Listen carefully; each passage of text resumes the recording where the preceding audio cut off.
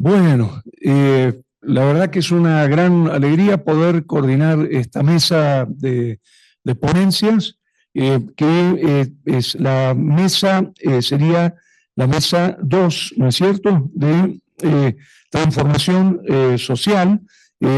Vamos a escuchar primero a Mirna Ruth Martínez Jiménez, su título es Artes Escénicas, Exclusión e Inclusión Social, y lo que les proponemos, si están de acuerdo, es escuchar las tres ponencias y luego hacer discusión, charlar, ¿no? ¿Bien? ¿Estamos bien? Sí, perfecto. Mirna, entonces adelante, te doy el micrófono. Buenos días a todos, muchas gracias. Bueno, soy la profesora Mirna Martínez, vengo de Panamá.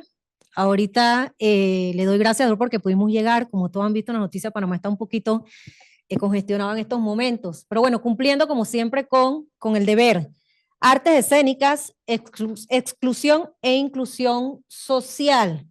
Este es un tema que lo tengo como un proyecto porque me ha tocado manejar lo que es la parte de la exclusión, pero sobre todo lo que es la parte de la inclusión recientemente como docente. Bien, como introducción tenemos, ahí pasamos, que el teatro posee un efecto integrador, indudable sobre los estudiantes con necesidades educativas especiales, y hago la salvedad de esa frasecita, necesidades educativas especiales. Favorece la inclusión porque genera reconocimiento al talento, ayuda a vencer la timidez y limitaciones, a colocarse en la exposición cuando son actores, y también, lastimosamente, es excluyente, ya que no todos los que aspiran a ser actores o actrices van a saber cómo sobrellevar esas etapas a lo largo de su entorno. Se van a encontrar con compañeros o docentes que quizás no sepan cómo manejar la situación cuando les toca un estudiante que tiene que ver con algún tipo de educación especial.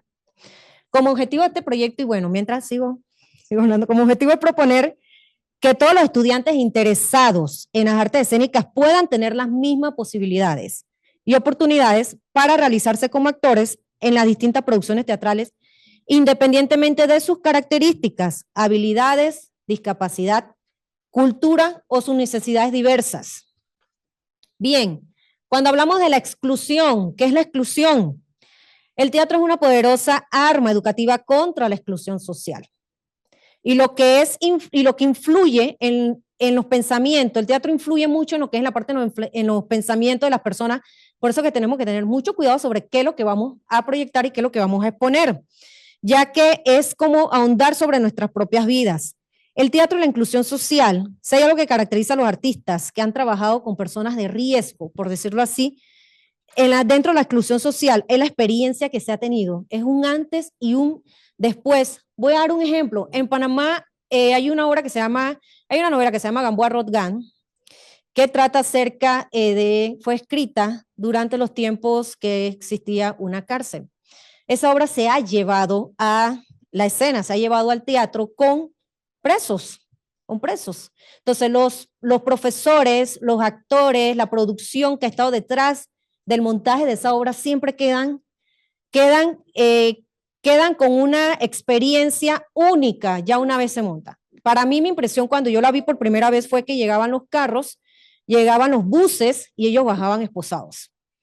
Todos los actores que eran los presos bajaban esposados, se montaba la obra, estaban en la obra, estaban como quien dice sueltos, eso sí, había seguridad por todas partes, pero después una vez ellos terminaban y se retiraban. Entonces, ese tipo de impacto, tanto para la sociedad como para nosotros, es increíble cómo lo podemos manejar desde lo que es la parte de la exclusión social. Grupos especiales. ¿Qué son los grupos especiales? Lo que nosotros le llamamos en Panamá, sobre todo la tercera edad, existe lo que es teatro para la tercera edad, existe lo que es los cursos para niños, lo que son adultos. Hay algo muy interesante que siempre se dice que para ser actor o actriz no hay edad para ser actor, ¿no? Podemos representar cualquier tipo de papel, pero qué interesante que las personas de tercera edad a veces se sienten excluidas, a veces se sienten que ya están viejitos, que ya no van a poder memorizar, que ya no van a poder estar en el trote de una gira, entonces ellos se sienten a veces excluidos. Se han creado grupos para la tercera edad, pero se les incorpora y se les adapta a ellos, por ejemplo, arteterapia, y se les adapta a ellos esos tipos de un entrenamiento especial acorde a su edad. ¿Qué es ya lo que es para entrar en la parte de la inclusión? Me fui, acá.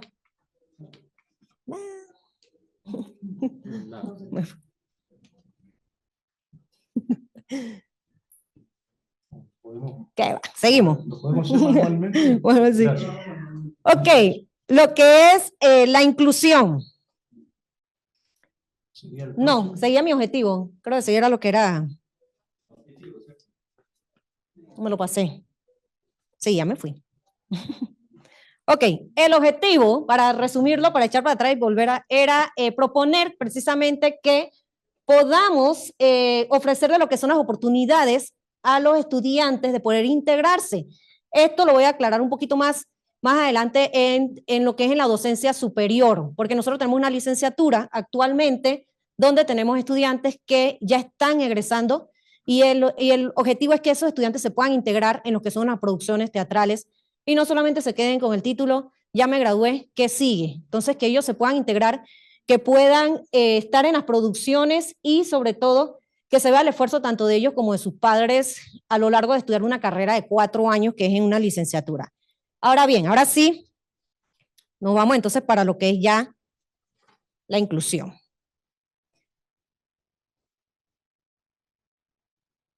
Ok. La inclusión es el proceso de identificar y responder a las diversas necesidades de todos los estudiantes a través de la mayor participación en el aprendizaje. Las artes escénicas constituyen un fenómeno para lo que es la inclusión dentro del sector, por ejemplo, lo que yo estoy manejando ahorita, que es Panamá. En el sector educativo, la inclusión en el teatro panameño, ahí tengo 3 puntos, que es el sector educativo. En Panamá hay una institución, un ministerio que se llama Ministerio Meduca, que es donde están los chicos de media y premedia, que es hasta la escolaridad, por decirlo así, pero también hay un instituto que es hasta donde ellos llegaban, o sea, que era el colegio, el colegio y ya, podían estudiar hasta allí. ¿Qué se hizo? Se hizo que la educación inclusiva en Panamá está contemplada ahora en la ley número 34 del 6 de julio de 1995. Con esta ley, lo que se hizo fue que se adecuaron algunas escuelas. Hay un promedio de más de 2.000 colegios, 500 aproximadamente están en condiciones para recibir a los estudiantes que necesitan una educación especial. Pero también están los colegios privados y de esos colegios hay muy pocos. Las estadísticas están hasta el año 2019 aproximadamente porque vino la pandemia y después de la pandemia hubo una emigración increíble de colegios privados hacia colegios públicos.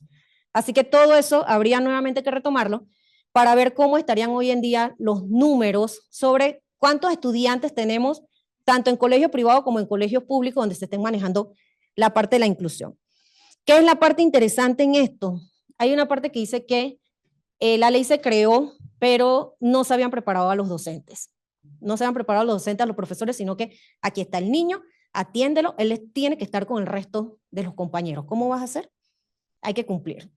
Ese es ahí donde entramos nosotros como docentes. Es allí donde nosotros tenemos que si la institución no nos da las herramientas, tenemos que estudiar, tenemos que averiguar, tenemos que hacer cómo nosotros nos integramos con ese estudiante, no es integrarlo a él, somos nosotros los que tenemos que integrarnos con ellos.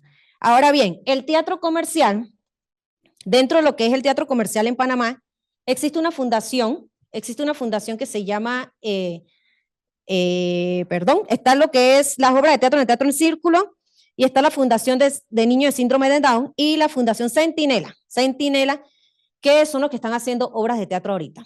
Pero también existe lo que son otras asociaciones a través del interior, más que todo se maneja por fundaciones, lo que es fondo, lo que es Recorfondos, para lo que es integrar a los niños en estas obras de teatro. Son especialmente con niños con diferentes discapacidades. Entonces se apoyan los padres, se apoyan los profesores, se apoya el entorno, se apoya lo que es la sociedad y por eso se le lleva a un teatro comercial, o sea que sí se cobra lo que es taquilla y sí se cobra lo que es, se cubre todo lo que son los gastos. Quiero darle, por ejemplo, un reconocimiento que en paz descansa a Hania Goodman, que considero la precursora y es la pionera de lo que es el teatro inclusivo en Panamá. Tania Goodman me montó la primera obra, que era un teatro infantil, que era un teatro musical del cuento de la cucarachita Mandinga, muy conocido, y ella fue la que hizo en unos pocos años, logró que estos niños lograran pisar un escenario y lograran incluirse dentro de lo que eran las producciones teatrales en Panamá. Al sol de hoy, no tenemos algo tan fuerte como lo que manejó Jania, que falleció lastimosamente en el año 2022, pero ojalá podamos nuevamente retomarlo, y eso es lo que queremos con este proyecto. En referencia a lo que es ya la Universidad de Panamá cumple con lo que es la Ley 42 del 27 de agosto de 1999, que es acerca de incluir todo lo que son la parte de los estudiantes con discapacidad. Pero a partir del año 2016, disculpen, se amplía el panorama en la educación superior. Esa es la parte interesante donde entra lo que es las licenciaturas. Nosotros actualmente tenemos la licenciatura en Bellas Artes con especialidad en arte teatral. Tenemos ya una generación que está egresando de estudiantes con diferentes, que necesitan de una educación especial, y lo que se quiere es que esos estudiantes se logren integrar en las producciones teatrales. Ya una vez ellos egresen como licenciados, ellos tengan la oportunidad de poder trabajar, ellos tengan la oportunidad de poder ganar su propio dinero, su propio sustento, porque considero muy personalmente que si llegan a un nivel de graduarse, tienen toda la capacidad para hacerlo. Como conclusiones, las artes escénicas juegan un papel esencial en el desarrollo humano que le permite al estudiante llevar un proceso de ampliación de lo que son las capacidades. El proceso educativo ha ido evolucionando, haciéndose más dinámico, por decirlo así, y el paradigma se ha modificado. Quiero concluir diciendo que la inclusión debe comenzar por nosotros mismos. Muchas veces somos nosotros los primeros focos excluyentes. Debemos prepararnos, debemos capacitarnos. En mi experiencia personal he tenido estudiantes, por ejemplo con TEA, donde me ha tocado sentarme a estudiar, analizar cada estudiante, a decir, tengo un planeamiento para 25 estudiantes, pero tengo que crear otro planeamiento para un estudiante. No es decir, ¿por qué me lo pusieron?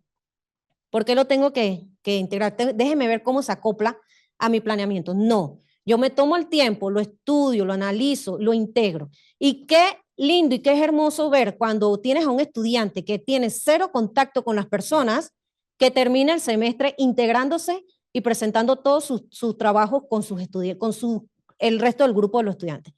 Los estudiantes, por ejemplo, que yo he atendido, presentan sus obras, ellos presentan sus monólogos, presentan sus parciales, ellos hacen todo igual que el resto de los estudiantes, que el resto de sus compañeros. Entonces, debemos nosotros ser la primera barrera, romper esa barrera, y tenemos que nosotros empezar por la inclusión, dentro de lo que es del teatro hacia el público, hacia el escenario, traerlos. ¿Por qué? Porque al menos en Panamá la ley está. Hay que cumplirla, pero hay que cumplirlo bonito. Hay que cumplirlo bonito y no porque nos los imponen. Así que bueno, muchas gracias por todo, por escucharme. Creo que di los 10 minutos, me pasé. Bien, vale.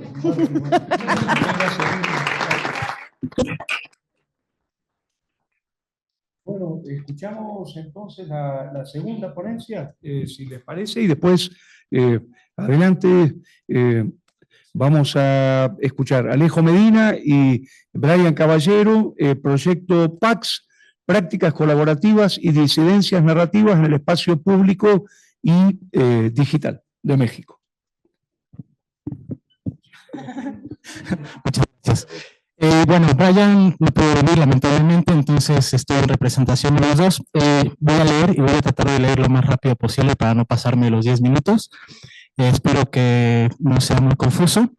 Empiezo. Las primeras preguntas que dieron origen a este proyecto se remontan a 2019, cuando en Mérida, Yucatán, se llevó a cabo la 17ª Cumbre Mundial de Premios Nobel de la Paz. Conferencias, talleres y un concierto de Ricky Martin sucedían al mismo tiempo que se realizaban protestas de diversos colectivos y colectivas de Yucatán, quienes aprovechaban la cobertura mediática del evento y decidieron salir a la calle. Demandas de la comunidad LGBTIQ+, por el reciente rechazo del Congreso Estatal para lograr el matrimonio igualitario en entidad, la lucha de comunidades mayas contra el arrebato de tierras y la corrupción inmobiliaria en las comisarías del norte de la ciudad, movilizaciones de pobladores del sur del estado para la defensa de los cenotes, cuerpos subterráneos que abastecen de agua a toda la población de la península y que sufren grandes niveles de contaminación como consecuencia del establecimiento de granjas porcícolas de manera irregular, fueron algunas de las causas que se buscaban hacer visibles.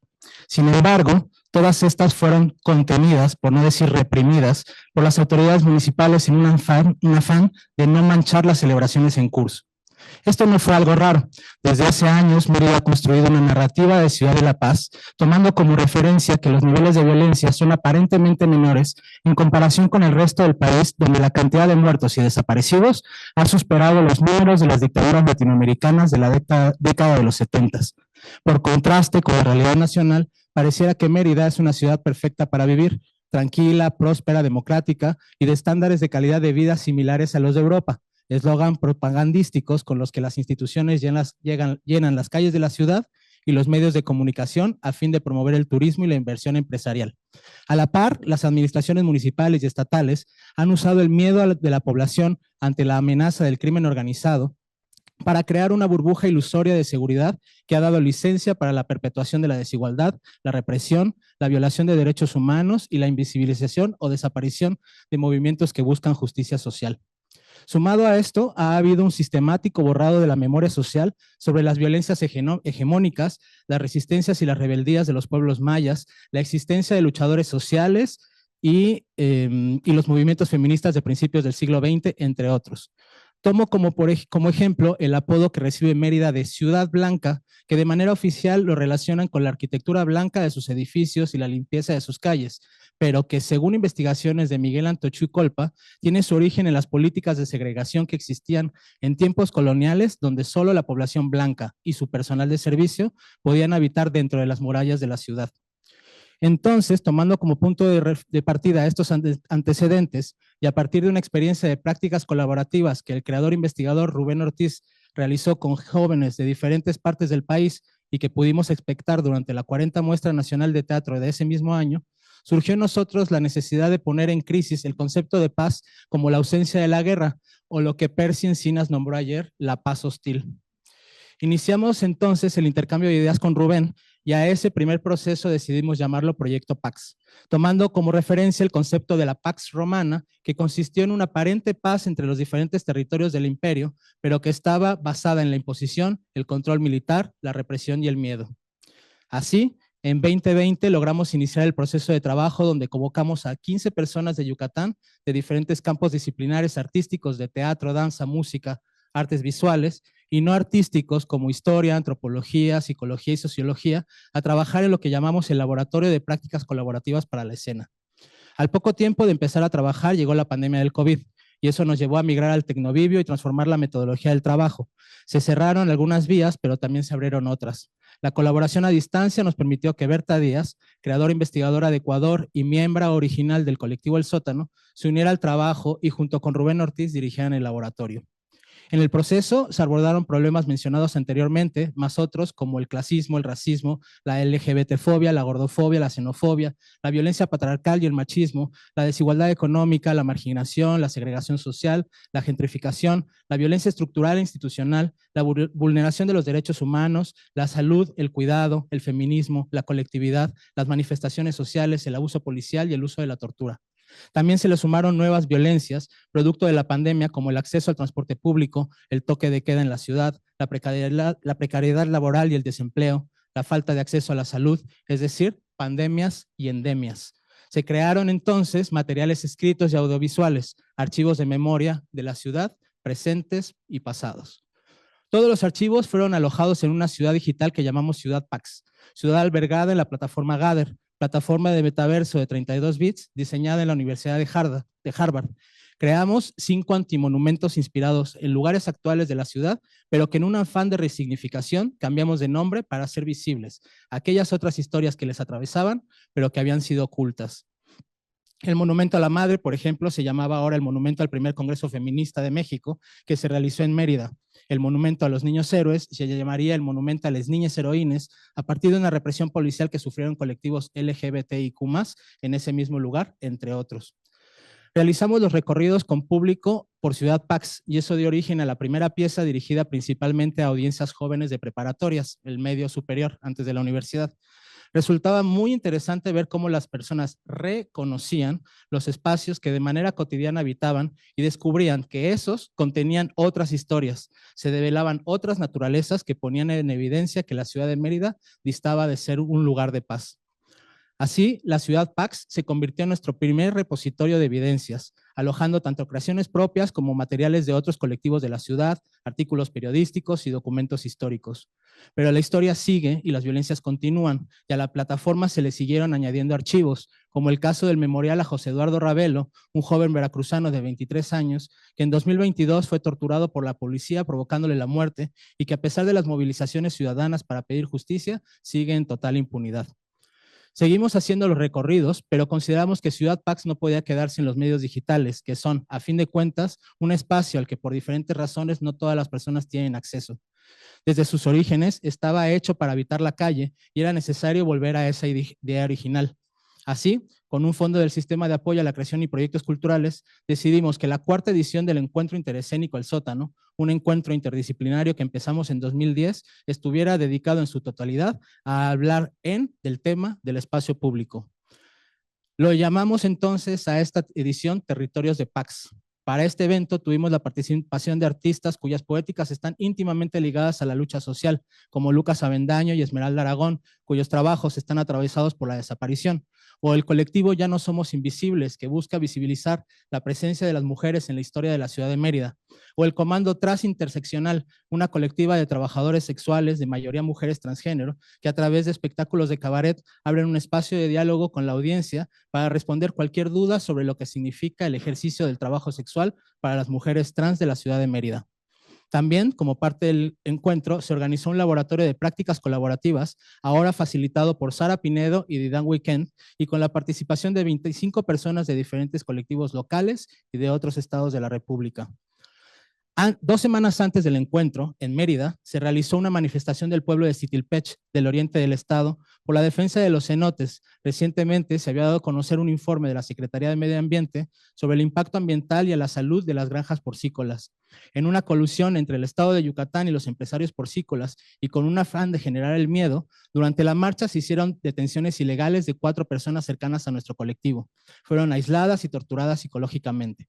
Afortunadamente, las redes de apoyo y la cobertura mediática nacional hizo que las 4 personas fueran liberadas reconociendo la ilegalidad de su detención, con excepción de 2. Una de ellas era Muñeca Aguilar, directora del Comando Transinterseccional. Esto hizo que el encuentro tomara entonces otro camino, no solo el de la reflexión y visibilización de los problemas mencionados, sino también del cuidado de nuestra red de personas ante la amenaza de la represión de la toma del espacio público.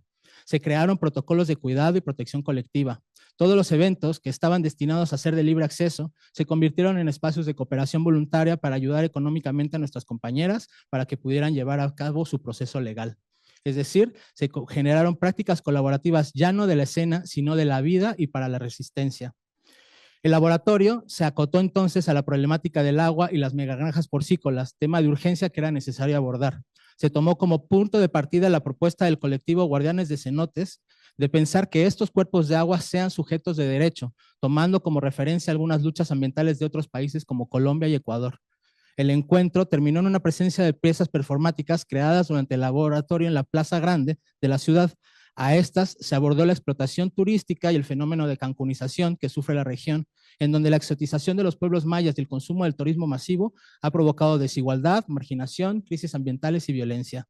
Se denunció el desarrollo neoliberal y la privatización de la vida y la naturaleza. Se reconoció la lucha histórica del pueblo maya por la defensa del territorio y se reconocieron a los cenotes como entes vivos. Además de las piezas, se generaron nuevos materiales como paisajes sonoros que esperamos en un futuro próximo poder alojar en Ciudad Pax y con eso poder inaugurar un 6º monumento, el cenote Los Tulipanes, un antiguo cenote en el centro de la ciudad que sirvió como espacio recreativo para las familias de Mérida y que ahora se encuentra cerrado en una suerte de oasis de fauna y flora en medio de una zona en pleno proceso de gentrificación. Para terminar, solo quería decir que mientras las políticas institucionales sigan perpetuando esa paz hostil, Ciudad Pax seguirá viva y mutando como testigo de aquello que sucede en el espacio urbano. Muchas gracias.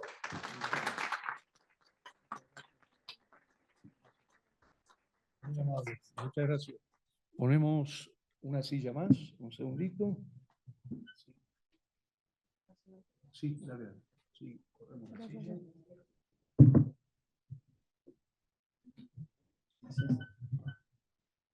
Buenísimo. Bueno, agradecemos el sujetarse a tiempo, digamos, para que podamos después discutir y conversar. Vamos a escuchar ahora a Sara Pinedo y a Cuauhtémoc Vázquez de México, ¿no? Uy, qué difícil leer esto. Es unx, ¿no? Cambiamos al femenino, una, buenísimo, buenísimo. Una civis en codo, hija, en cada hija te dio, ¿no? Bueno, los escuchamos. Gracias. Pues vamos a continuar con este recorrido por las ciudades más conservadoras de México. Nos vamos a subir un poquito al norte del país, a llegar a Guanajuato, a la ciudad de León, desde donde Cuauhtémoc y yo creamos prácticas artísticas críticas, comunitarias y participativas. En este caso nos vamos a enfocar en estas últimas, una experiencia participativa. Bueno, nos arrancamos. ¿Recuerdas los lunes en la escuela primaria? ¿Recuerdas el acto cívico? ¿Qué es un acto cívico? La etimología no miente. Se apropiaron de la palabra y con ella del terruño, del campo de acción. Según el diccionario de etimología de la lengua latina de Ernaut y Meillet, civicus primero, civilis después y civitas finalmente, ciudad, derivan de civis, ciudadana. No fue vivir en la ciudad lo que dio nombre a la ciudadana, sino las ciudadanas las que dieron nombre a la ciudad. Cada una era civis con respecto a la otra. Esta cita de civil, que reescribimos a partir de un artículo homónimo del escritor mexicano Gabriel Said, da título a nuestra breve ponencia del día de hoy, escena participativa y comunidades efímeras en contextos de militarización. Una civis en cada hija te dio, apropiándonos del coro del himno nacional mexicano y utilizando el genérico femenino. Comenzamos. Siguiente, por favor. Zona 1. Contexto. El 1 de diciembre de 2006, Felipe Calderón Hinojosa asume la presidencia de México, siendo el segundo presidente del Partido Acción Nacional, partido que en el 2000 logró la alternancia en más de 70 años del Partido de la Revolución Institucional, PRI. A pesar de que los índices de violencia presentaron una tendencia a la baja desde 1999, Calderón, alineado al discurso antinarcóticos de la DEA, toma como bandera de su gobierno la llamada guerra contra el narco.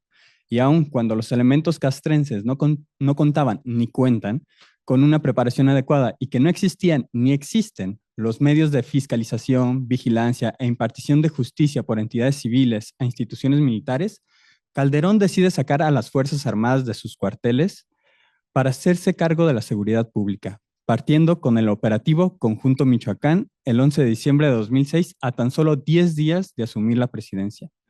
La escalada del ejército en el territorio nacional ha tenido consecuencias terribles en materia de derechos humanos. No obstante, ha continuado durante los siguientes 2 sexenios, con Enrique Peña Nieto y el regreso del PRI en el 2012 y en el 2018 con la llegada del partido político Morena y Andrés Manuel López Obrador al poder, modificando las leyes de manera inconstitucional, cambiando de uniformes con la reciente implementación de la Guardia Nacional, legitimando su presencia, aumentando su presupuesto y tomando funciones que previamente eran de instituciones civiles y o privadas, como la construcción de infraestructura pública o el control de aduanas y puertos marítimos.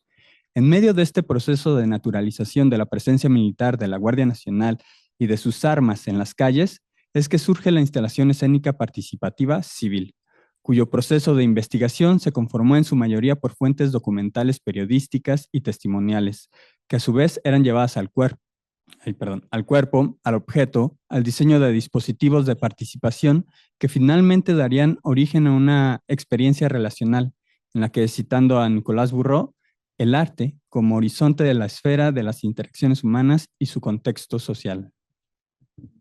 Les voy a contar un poquito del dispositivo. Bueno, Civil acude a la teatralidad preexistente en la burocracia y en la milicia mexicana. El diseño de sus dispositivos participativos, sus acciones, existen en el presente e implicando el tiempo y espacio necesarios para que sucedan. no para que se representen. La dramaturgia de Civil se ha configurado como un instructivo, un manual de acciones, de invitaciones, un ejercicio de confianza entre espectadoras participantes por un lado y creadoras guías, en el que comparten el escenario, transitan por los dispositivos con sus miradas y cuerpos a la expectativa, sin jerarquía. Una curaduría de materiales heterogéneos listos para ser activados, que ha dado forma literal y metafóricamente a un mapa.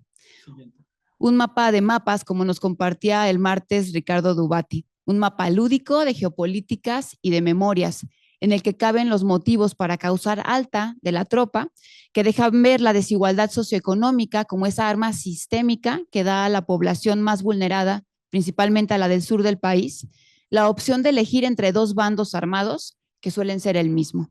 Y por otro lado, nos muestra conflictos territoriales coincidentes con la ocupación militar normalmente adjudicada al narcotráfico. Conflictos como el control de migración, como proyectos de fracking, de minería, hidroeléctricas y un gran etcétera. La calidad de la estancia y la convivencia entre los participantes de la experiencia muta progresivamente, desde la rigidez de la instrucción inicial a la provocación lúdica de las zonas finales, aumentando gradualmente el nivel de implicación de sus cuerpos y del hacer en colectivo. Ahí la importancia del juego. Parafraseando a Gabriela Sheines, cada juego es una máquina mágica en que está encerrada la vida, un pequeño mecanismo, un microcosmos, una zona conjurada relativamente segura. En estos dispositivos para ensayar la vida a salvo, es posible tomar distancia para revisar la normalización de imágenes del cotidiano, para escuchar y transformar los discursos bélicos del sexenio de Felipe Calderón, reordenando cada una de sus palabras para dar forma a nuevos discursos colectivos. O bien, a revisar algunos de los desplegados castrenses y de la Guardia Nacional en escala 1000:1 en nuestro juego de ocupación militar civil, generando una gráfica plástica del despliegue de las Fuerzas Armadas en los últimos 3 sexenios. Este juego van a poder conocerlo aquí afuera ahora que salgan, está instalado en el lobby. Tanto la colectividad como la competitividad en los distintos juegos despiertan otras formas de copresencia. En esta última, por ejemplo, las participantes se debaten entre el deseo de ganar y el escenario que van creando, recreando sobre la mesa, para preguntarnos al final quién está ganando realmente este juego. Zona 3, intersticio.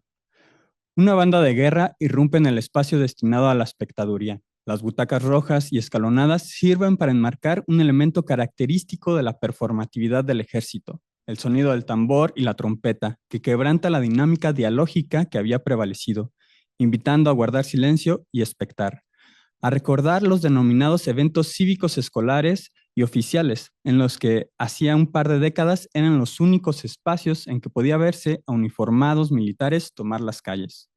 Un mantel a cuadros rojos y blancos es extendido a modo de bandera. Se coloca en el piso y se invita a tomar asiento alrededor para la última zona escena. Un conversatorio en torno a la experiencia, la de civil, la de la relación cívico-militar, con base a algunas premisas. ¿A quién sirve el ejército? ¿Son necesarias las armas? ¿Qué otros ejércitos existen? ¿Cómo se organiza el espacio y contingente civil? Nicolás Burro propone la obra de arte como intersticio social, como un estado de encuentro, de dimensión convivial, el arte como sitio de producción de una socialidad específica. Este mismo concepto es abordado por Iliana Diegues en Escenarios Liminales, en vinculación con las comunitas liminal del antropólogo Víctor Turner, desde la emergencia de efímeros encuentros que dan cabida a gestos de disidencia y de diferencia y que por ello invierten las relaciones con el entorno. Diegues. Imaginamos este trayecto por civil como posible detonador de comunitas espontáneas, caracterizadas por ser inmediatas, de corta duración y cuyo principal poder social es la experiencia misma de la participación.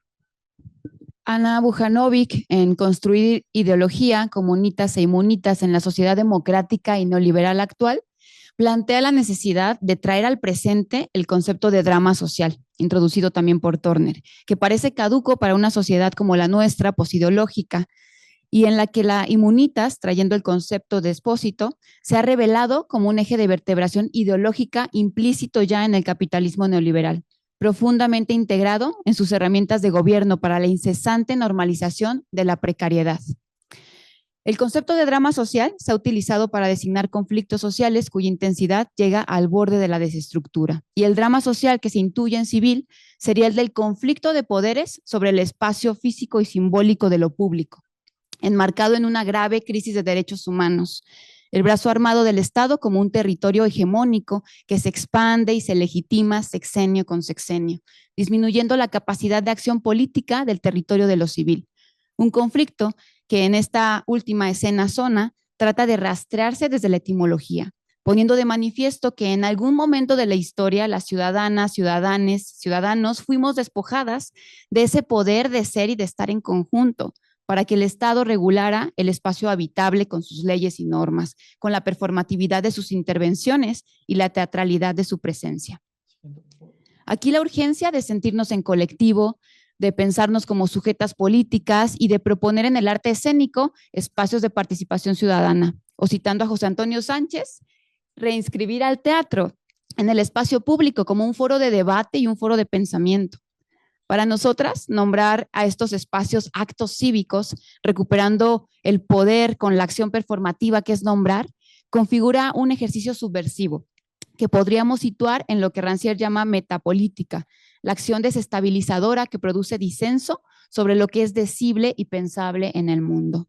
Civil apuesta por la posibilidad de que el teatro, que la escena, funja como un espacio de diálogo abierto y activo a propósito de realidades que vulneran a una sociedad, como un esfuerzo por desnaturalizar la presencia de uniformes y armas en el espacio público y como estrategia de extrañamiento para la violencia estructural.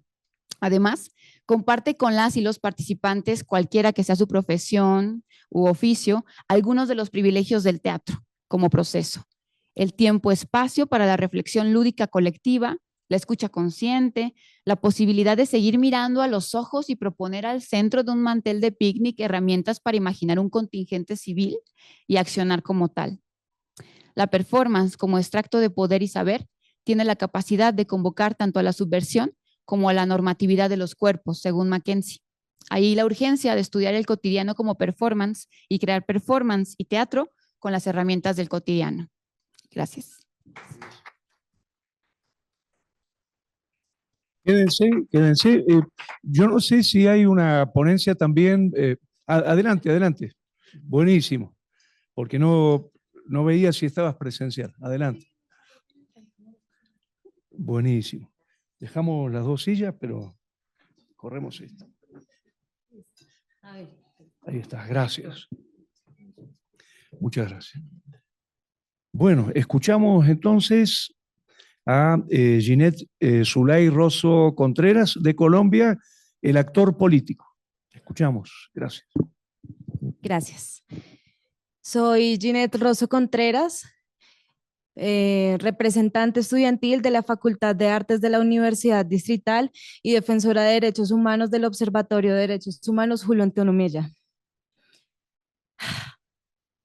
Saludo a todos los pueblos latinoamericanos, pueblos de la Vía Yala aquí presentes, el actor político, la actriz obrera, el relato, nuestro gran relato. La pregunta es la de siempre. ¿Cuáles serán las mejores herramientas para hacerle justicia a nuestro tiempo? Esa búsqueda del relato para fabricarnos un suceso presente en el que podamos llegar a la acción y al símbolo fundamental de imaginarnos el futuro. Paz, memoria, conflicto, resiliencia, justicia social. Ahora esas son las palabras clave cada vez más frecuentes en nuestras creaciones escénicas. Se volvió una necesidad que corresponde a distintos orígenes, todos afanes históricos. Urgencia temerosa del deber estatal ante el multiintento de un acuerdo, urgencia de contarnos y reconocernos en ese imaginario, urgencia de enunciarnos mediante un habla que sea la nuestra, urgencia de se exporta un poquito mejor, o urgencia de eso mueve público ahora y es lo que pide IDARTES o el Ministerio de Cultura.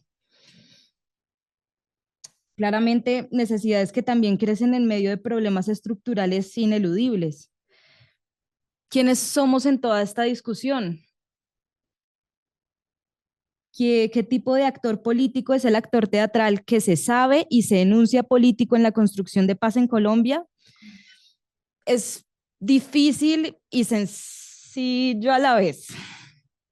Este actor político establece su quehacer como un oficio obrero. Es un actor obrero, es una actriz obrera. Obrero como palabra, como símbolo, como identidad, como reivindicación, cercano a la tierra, al trabajo con las manos y con la gente, en el mismo centro de lo social para construir y sembrar con nuestro propio cuerpo. Obrera que reconoce en la enunciación de la palabra obrera una lucha heredada por el pan en la boca de la poetisa, el techo para el artista, para el lugar que merecen las culturas, los saberes, las artes y los oficios. Nunca más una ciencia blanda. Tampoco nos insultemos diciendo que es exacta. Es más bien una ciencia orgánica viva y siempre cambiante, digna del afecto que merece cada enunciación de la vida. Obrera, en la palabra feminizada, porque el obrero es uno solo, pero la clase obrera somos todas. La creación teatral, la formación actoral y nuestra relación con el gremio de las artes escénicas, con las políticas públicas son, si bien no los únicos, tal vez sí los ejes fundamentales para establecer nuestra enunciación como un sector de trabajadores, obreros y obreras. Desde estos establecimientos se originan dudas fundamentales en función de nuestra condición política como actores y actrices. La actriz obrera que es creadora teatral, un llamado a la horizontalidad. Desde la creación artística o cultural siempre llega la pregunta de la que ya hablamos. ¿Cuál es la mejor herramienta? ¿Cuál será la mejor manera? Esta pregunta siempre recae en la forma, en el discurso. ¿Cómo me voy a acercar a la gente? Una de las respuestas, al menos un primer paso para comenzar, siempre estuvo a la mano de cualquier taller de teatro. Si usted no cree en lo que está haciendo, el público tampoco lo va a creer. Entonces, respecto a nuestras creaciones sobre el conflicto armado y el proceso de paz, ¿qué tan a menudo defendemos en la calle o en nuestros lugares cotidianos lo que pusimos en un escenario? Más allá de un largo silencio o de la extrañeza de declararnos imparciales en discusiones sobre derechos humanos, género, conciencia de clases, ¿es la construcción de paz una apuesta real para nosotros una vez ponemos un pie fuera del escenario? ¿Es importante cuando no lo uso para la convocatoria o para el estímulo? Si hablamos de trata de personas, de migración, de desplazamiento forzado, asesinato de estudiantes, trabajadores, lideresas, firmantes de paz, ¿notamos o nos detenemos a pensar cómo opera la violencia que engendra estas consecuencias en nuestros espacios cotidianos? La actriz obrera que decide sostener un criterio políticamente activo comprende que preguntarse por nuestra condición como ciudadanos que conviven en comunidad, junto con el escenario y también más allá de él, es un deber apenas ético que solo será más comprensible en la medida en la que tengamos un contexto real de lo que pasa cuando nosotros mismos hacemos denuncias o enfrentamos lo que significa exponer la violencia ante los necesarios juicios de la ética.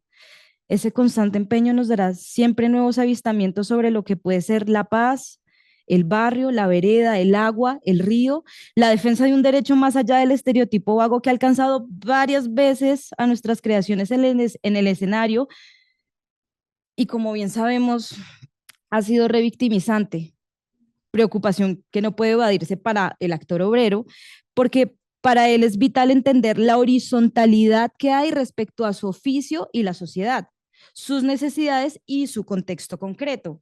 Más allá del noticiero, de lo que le diga la escuela, de lo que encuentre en internet, es su relación viva y real con su propio lugar de enunciación. ¿Acaso el actor no pasa hambre? ¿Acaso el actor no le falta un techo en la vejez?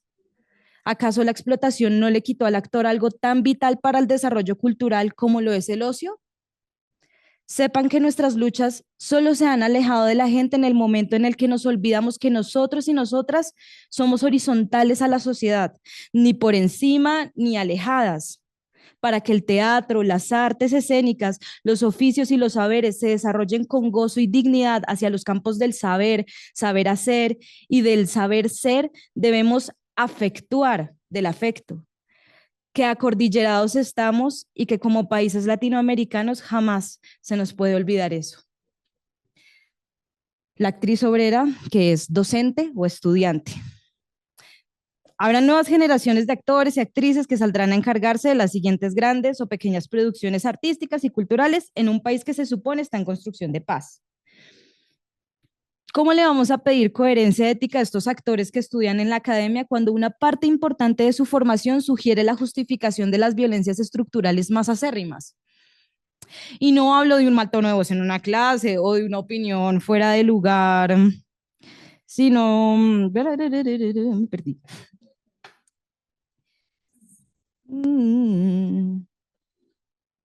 No hablo de un mal tono de voz en una clase o de una opinión fuera de lugar sobre un ejercicio escénico. Hablo de la estudiante que se le pone en la mitad de un salón de clase para que sea manoseada por todos los hombres, o también a la que intentaron ahogar en un baño, o al compañero que insultaron por más de 3 horas a gritos, ellos y ellas puestas en esa situación a orden de un docente a cargo con el fin de que llegaran al personaje, o para que se dieran cuenta si esto es para ellos o no. Hablo de la falta de condiciones de contratación para los docentes que por los salarios y la distribución de la carga laboral vive las necesidades y la precarización más insultante y que a causa de lo mismo se le aleja de su condición creativa, cuyo constante ejercicio es fundamental para su oficio como artista. Hablo de las actrices, estudiantes o docentes que hemos sido agredidas sexualmente durante un ensayo o una improvisación o una clase y no podemos decir nada porque así es el arte y si no te gusta te vas. Entonces, ¿el arte es solo para los lugares de la violencia y de la opresión? ¿Es eso? No se desconoce que históricamente la violencia como forma de enseñanza en las escuelas y las academias de arte era más frecuente y difícil, pero que este no sea el argumento para perpetuar más violencia, sino que por el contrario, esta sea la razón por la cual seguimos trabajando en cambiar patrones injustificables dentro de un espacio de formación. ¿Qué será de nosotros y nosotras si nos enaltece esa visión estructuralmente violenta del arte en un país agonizante por la violencia misma? A reconocer este como un ejercicio obrero, se sitúa en las mismas exigencias de contratación y dignidad humana en la formación que las demás áreas de la ciencia desde el conocimiento, las mismas que proclaman. En estas circunstancias, la actriz obrera se empeña en reconocer el contexto concreto de su docente o de sus estudiantes. Comprende la horizontalidad vital, no solo para el producto final de una obra para que el público lo vea, sino en las decisiones pedagógicas que toma para compartir su quehacer en un salón de clases y en el proceso mismo de la exploración creativa. La actriz, al ser obrera, acuerpa el esfuerzo del trabajo y lo guía siempre a la merecida construcción de una justicia social como un abrazo para ese momento en el que fuimos nosotros los agredidos o las agredidas, como un respiro hondo para el momento venenoso en el que nos sentimos felices de ahora tener el poder para oprimir como una venganza inconsciente y ausente de toda escucha, dolorosa para nosotros y nosotras, aunque no se lo digamos a nadie nunca. La actriz obrera y su relación con lo gubernamental. Para terminar, no voy a darle muchas vueltas al asunto. Va a ser muy difícil que el Estado, por cómo está constituido y por las prioridades políticas que establece el progreso, nos garantice los derechos que merecemos como creadoras artísticas y culturales. Este mercado no es compatible con la dignidad humana colectiva y creo que eso no es misterio para nadie. El asunto es,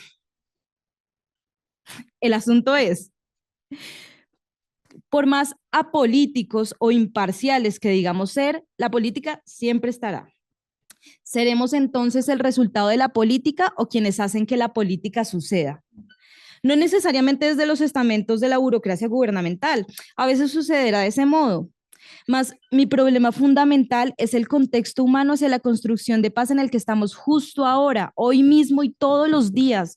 Estas luchas por el pan, pan en la boca de la poetisa, pan en la boca del campesino y pan en la boca de la obrera no son sino el intento por reconocernos, por darle un lugar a la ética y que tranquilamente, sin tanto bochorno, se dé la mano con la creación y sus estéticas en este sueño de la casa grande, ir del sueño a la poesía y de la poesía al oxímoron que nos posibilitará juntar lo injuntable para imaginarnos el futuro.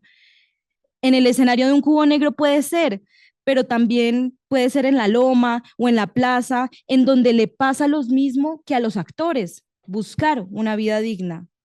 Si no nos olvidamos del público y su humanidad paralela a la nuestra, el público no se va a olvidar de nosotros y nosotras. Y si el teatro es grupal, si es ese acontecimiento vital comunitario donde nos garantizamos el juego como un derecho fundamental, ¿por qué no hacerlo juntas más seguido? ¿Será posible el sur? A pesar del Estado y de nuestros obstáculos, darle la oportunidad al sueño continente de ser. Somos uno con la idea de lo imposible y lo hacemos verdad en la escena. ¿No es acaso esa una de las muchas cosas que merecemos como país? ¿El chance de poder ser uno con lo imposible? ¿Será posible el sur? Acuerpamos los imaginarios del mañana y los volvemos tangibles y palpables en boca y cuerpo del acto escénico, viviente y fervoroso como solo puede ser el mañana en cuerpo de una actriz obrera que asume las responsabilidades sobre las incoherencias de su propio discurso. Haya un aprendizaje en eso y así estrecha las distancias entre su discurso y su práctica. El fin de la actriz obrera es la perduración de las artes y la cultura como un derecho para que en comunidad podamos brindarnos el espacio de investigar y crear desde la pluralidad, afirmando la diversidad de quienes componen ese lugar mismo de la creación, garantizando de ese modo, y más allá del Estado, el acceso horizontal a las artes, las culturas, los saberes y los oficios como parte de la vida a pesar del empleo y los desastres de la economía, y nunca más como la excepción que pocas personas pueden disfrutar con plenitud. Me honra profundamente nuestra juntanza en este lugar. Me honra tener su escucha en este momento. Me honra ver sus rostros. Se parecen al mío. Con seguridad sé que nuestras almas no serán distintas. ¿Será posible el sur? Cuando el mañana llegue con las reflexiones pesadas que suele tener y me pregunte a mí misma por la vida que le dediqué al porvenir, y nos cuestionemos qué tipo de actor político fuimos las creadoras teatrales en la construcción de paz en Colombia, responderé, fuimos actores y actrices obreras. Muchas gracias.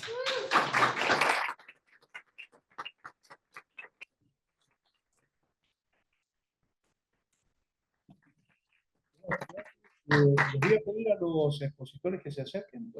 Acercamos unas sillas más y ya charlamos, nos quedan unos minutos. A ver, creo que nos faltan dos, ¿no? Sí, creo que le va a tocar. Ahí está. Buenísimo. Sí. Tenemos acá. Adelante.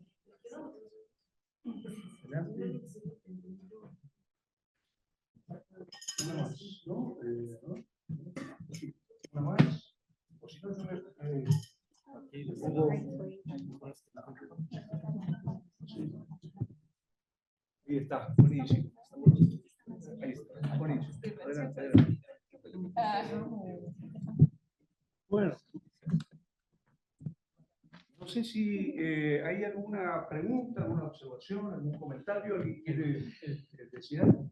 Sí, perdón, me olvido. No sé si alguien quiere comentar algo, decir algo sobre las ponencias.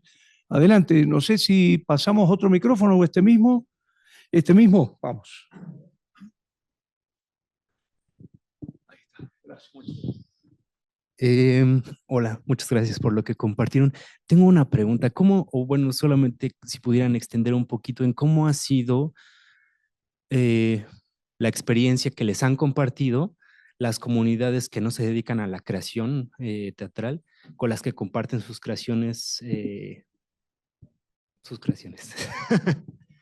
Sí.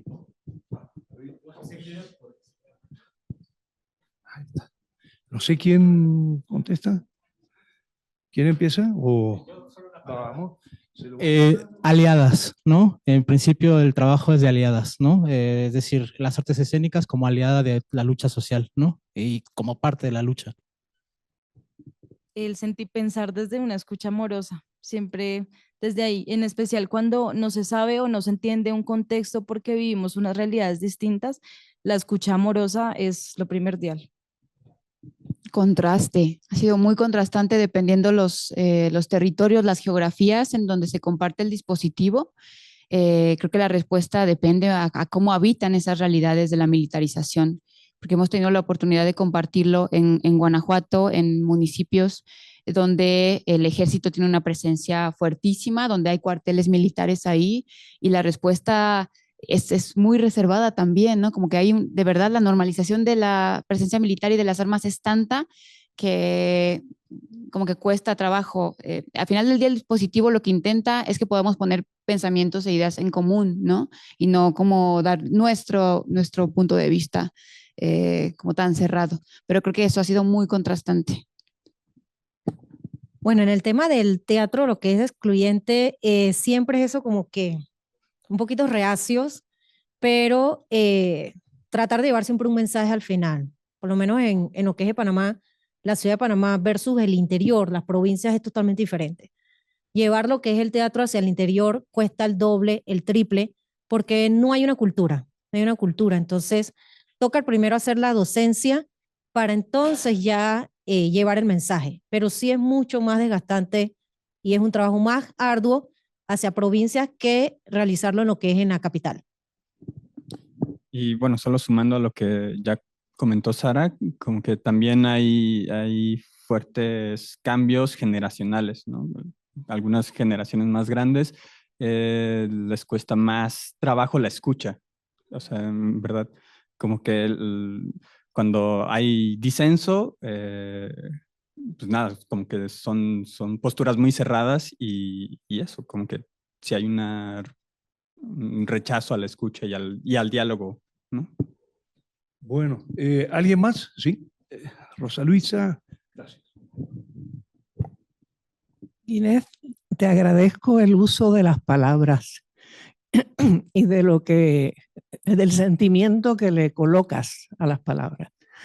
Hay a lo mejor una posibilidad de, en este momento que estamos redefiniendo las palabras, cambiándole el género a las palabras, encontrar un concepto que yo escuché, y no sé si es cierto, maestro, del maestro Osvaldo Dragún, que transformó el concepto del teatrista en teatrero, porque lo asociaba precisamente con el concepto de obrero.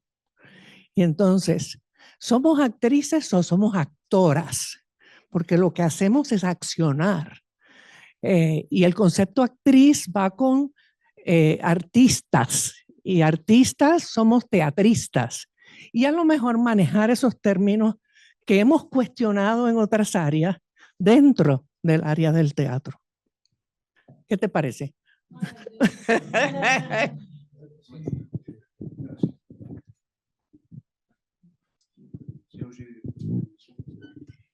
No, nada, sí recibo con mucho afecto. Ay, ahorita voy y te pido el dato más concreto para anotarlo, pero sí lo recibo con mucho afecto. En especial me parece, no, estoy segura de que este congreso ha sido para esto, de hallar mucha compañía, en especial en las luchas sociales siempre es vital la compañía, la juntanza, pues, y hallar cómo coincidimos siempre en este saber colectivo me alegra mucho. Me hace muy feliz, de verdad.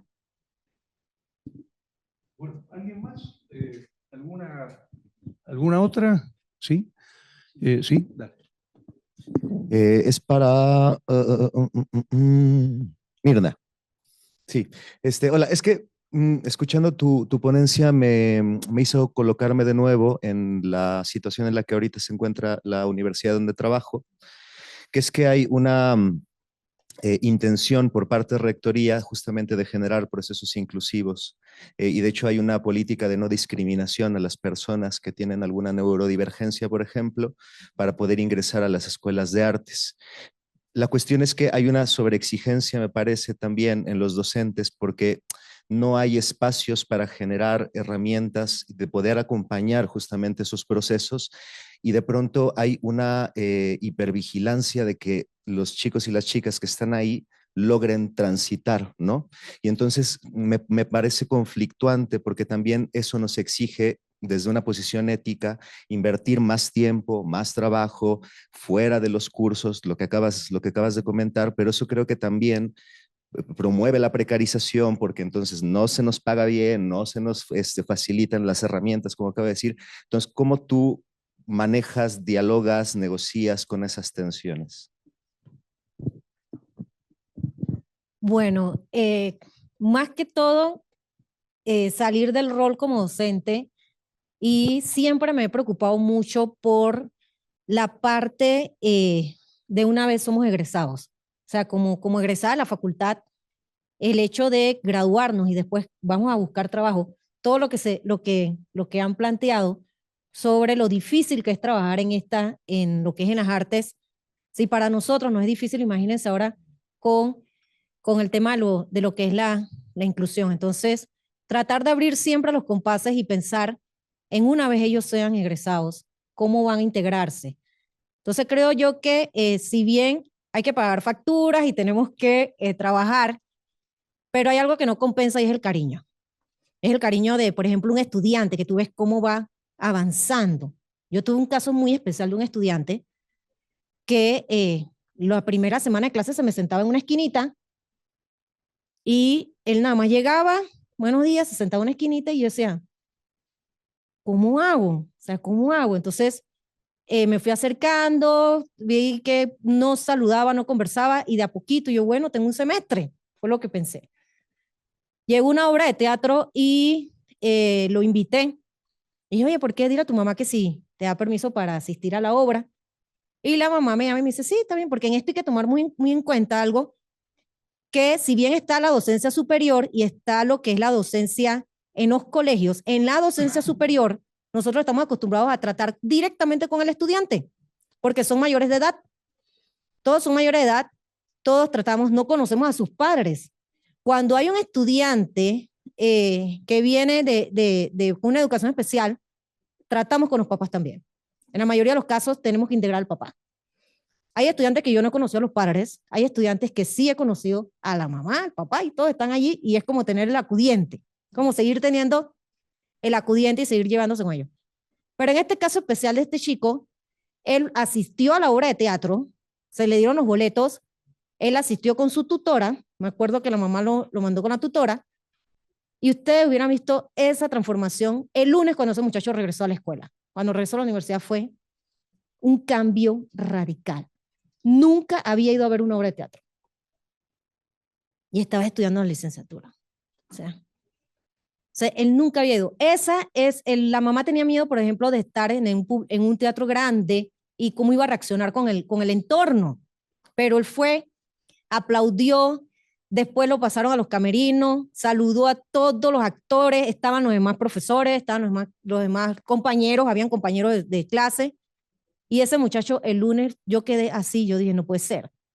Llegó al salón saludando a todo el mundo, saludándolo. Hola, ¿cómo estás? Se presentaba y saludaba a todos. Él se integró y eso fue como un clic. Y ahí para mí fue como y que, con él se puede. Pero sí han habido casos que sí, en efecto sí es muy difícil. He tenido casos yo tuve un estudiante que en el escenario se me paralizó para un parcial y tuve que subir y ayudarlo. Entonces, sí es muy difícil, por ejemplo, hay que filtrar un poquito más el tema de quizás la selección en los exámenes al momento de hacerle los exámenes, para ver si realmente, lastimosamente, pueden ir hacia una docencia superior. Yo considero que se podrían crear técnicos, más que licenciatura, a lo mejor empezar con técnicos a nivel de universidad y ya entonces poderlo integrar dentro de una licenciatura, pero comenzar con un técnico, porque en las universidades existen lo que son los técnicos para poder entonces, pero las herramientas sí es muy difícil, eso es ustedes como docentes ponerle alma, vida y corazón, así como se hace en esta parte acá. No sé si respondí tu duda. Sí. Bueno, la verdad la mesa es fabulosa, es riquísima y podríamos seguir charlando. A mí, por ejemplo, me gustaría, en este momento en Argentina estamos peleando contra el fascismo en próximo balotaje y nosotros defendemos el Estado, defendemos el Estado, es decir, necesitamos cada vez más Estado, ¿no? Por eso una pregunta que me hubiera gustado hacer es cómo piensan el Estado en relación a cada uno de los roles que estuvieron conversando, porque nosotros estamos defendiendo al Estado contra el neoliberalismo, ¿no? El neoliberalismo quiere que desaparezca el Estado y nosotros necesitamos un Estado fuerte, eso es lo que creemos, ¿no? Un Estado fuerte con carreras universitarias gratuitas, con Instituto Nacional del Teatro, con Teatro Nacional Cervantes, Red Federal de Teatros, es decir, necesitamos al Estado. Pero bueno, ahora lo seguimos en el pasillo por una cuestión de tiempo, que viene la segunda mesa, pero les pido un gran aplauso porque ha sido una mesa fabulosa. La verdad, felicitaciones, una maravilla. Bueno, y en 15 minutos retomamos.